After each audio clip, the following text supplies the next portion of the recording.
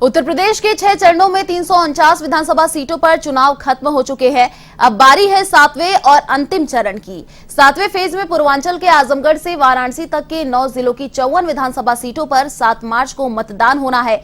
इन सीटों पर 613 उम्मीदवारों की किस्मत का फैसला राज्य के 2 करोड़ 6 लाख मतदाता करेंगे। यूपी में इस चरण के लिए होने वाले, आपको बता दें कि चुनाव के लिए प्रचार का शोर थम गया है।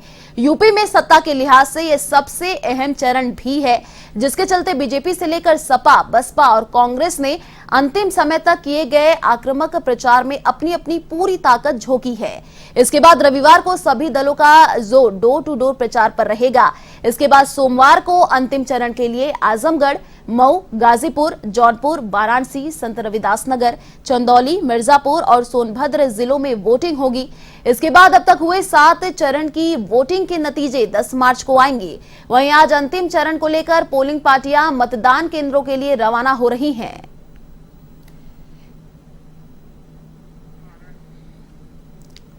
तो सत्ता के लिहाज से यह चरण काफी अहम माना जा रहा है। आपको बता दें, कल अंतिम और फाइनल फेज की वोटिंग होनी है और 10 मार्च को विधानसभा चुनाव के नतीजे आने वाले हैं। तो यूपी विधानसभा चुनाव को लेकर कल अंतिम चरण का मतदान होना है और 10 मार्च को नतीजे आएंगे। तो कल का जो चरण है काफी अहम रहने वाला है। और 7वें चरण को लेकर आपको बता दें कि चुनाव प्रचार थम चुका है। कल 9 जिलों की 54 सीटों पर मतदान होगा। तो इस चरण में 613 उम्मीदवार मैदान में हैं और कल 7वें चरण का मतदान होगा। सत्ता के लिहाज से आपको बता दें कि ये चरण काफी अहम माना जा रहा है और कल का जो चरण है अंतिम और फाइनल चरण होगा। उसके बाद से 10 मार्च को यूपी विधानसभा चुनाव के नतीजे आ जाएंगे। और इसी खबर पर अधिक जानकारी के लिए संवाददाता दुर्गेश यादव फोन लाइन पर जुड़ चुके हैं। जी दुर्गेश, देखिए यूपी चुनाव की अगर बात करें तो कल का चरण काफी अहम रहने वाला है। 7वां चरण है और काफी ज्यादा अहम होगा। कल 9 जिलों की 54 सीटों पर मतदान होगा। क्या कुछ अभी और जानकारी? जी आईटी मैं आपको बता दूं कि कल 9 जिलों में 54 सीटों पे मतदान होना है, जिसमें आजमगढ़, मऊ, चंदौली, गाजीपुर और वाराणसी और मिर्जापुर, सोनभद्र, भदोही तमाम ऐसे हैं कि जहां पे करीब 2 करोड़ 6 लाख मतदाता अपने मत का प्रयोग करेंगे। अगर वाराणसी की बात की जाए तो उसमें वाराणसी बहुत अहम माना जाता है, क्योंकि पूर्वांचल का केंद्र माना जा रहा है, क्योंकि प्रधानमंत्री का संसदीय क्षेत्र है। अगर बात की जाए तो 2017 में जिस तरह से 2017 में विधानसभा चुनाव में 9 जिलों में कुल 59.56% मतदान हुआ था, इसमें प्रधानमंत्री नरेंद्र मोदी की सभी सीटें वाराणसी की आई थी। ऐसे में अगर इस बार बात की जाए तो इस बार भी प्रधानमंत्री का जो संसदीय क्षेत्र है और जो पूर्वांचल है, ये भी दमखम दिखाने में नहीं, क्योंकि लगातार यहाँ पर रैली की है। विपक्ष भी, समाजवादी गठबंधन भी यहाँ पे रैली किया है और प्रियंका गांधी भी रैली की है, प्रधानमंत्री भी रैली की है। अगर बात की है गठबंधन की तो ओम प्रकाश का जो गठबंधन है, जो ओम प्रकाश राजभर भारतीय सुहेलदेव पार्टी के, वो गठबंधन 2017 में किए थे बीजेपी के साथ, तो बीजेपी की पूर्ण बहुमत बनी थी। इस बार देखना है कि समाजवादी के पास गठबंधन किए हैं, इस बार क्या होता है। अब तो 7 मार्च का जो मतदाता है 2 करोड़ 6 लाख, अब वो तो मत का कल यानी सोमवार को प्रयोग करेंगे।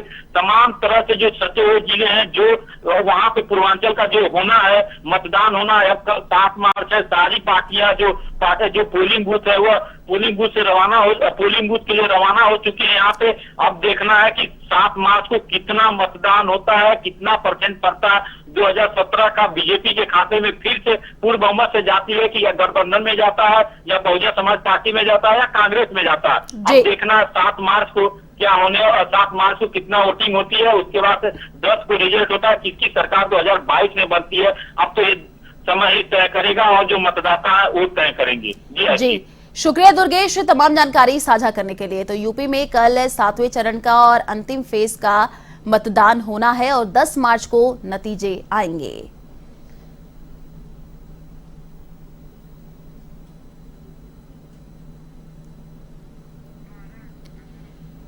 तो यूपी विधानसभा चुनाव को लेकर आपको ये बड़ी अपडेट दे रहे हैं। कल 7वें चरण का और अंतिम फेज की वोटिंग यूपी में होनी है और लगातार तमाम पार्टियां जोर आजमाइश कर रही हैं, लगातार रैलियां कर रही हैं, जनता को लुभाने की कोशिश कर रही हैं। तो कल 613 उम्मीदवार मैदान में उतरेंगे। तो सत्ता के लिहाज से ये चरण काफी ज्यादा अहम हो जाता है, क्योंकि कल अंतिम और फाइनल फेज की वोटिंग होनी है और इसके बाद से 10 मार्च को नतीजे आएंगे। तो कल का चरण काफी अहम हो जाता है। और इस आपको बता दें, चरण में 2 करोड़ 6 लाख मतदाता वोट करेंगे। तो यूपी विधानसभा चुनाव को लेकर ये बड़ी अपडेट आपको बता रहे हैं। कल 7वें चरण का और अंतिम फेज का चुनाव होना है और तमाम अगर पार्टियों की बात करें तो लगातार रैलियां कर रहे हैं, जनता को लुभाने की कोशिश कर रहे हैं। तो कल 613 उम्मीदवारों की किस्मत का फैसला हो जाएगा और उनकी जो किस्मत का फैसला है वो ईवीएम में कैद हो जाएगी। तो सत्ता के लिहाज से कल का चरण काफी अहम माना जा रहा है।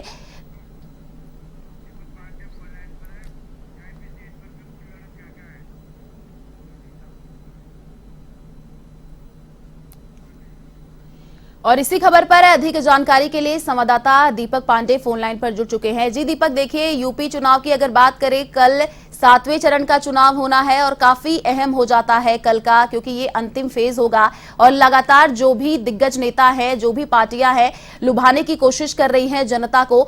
तो कल को लेकर के क्या कुछ और अपडेट अभी मिल पा रही है? और वीआईपी सीटों की भी बात करें तो कहां-कहां और चुनाव होने, क्या क्या नतीजे रहने वाले हैं, इसको लेकर के क्या कुछ अभी जानकारी मिल पा रही है?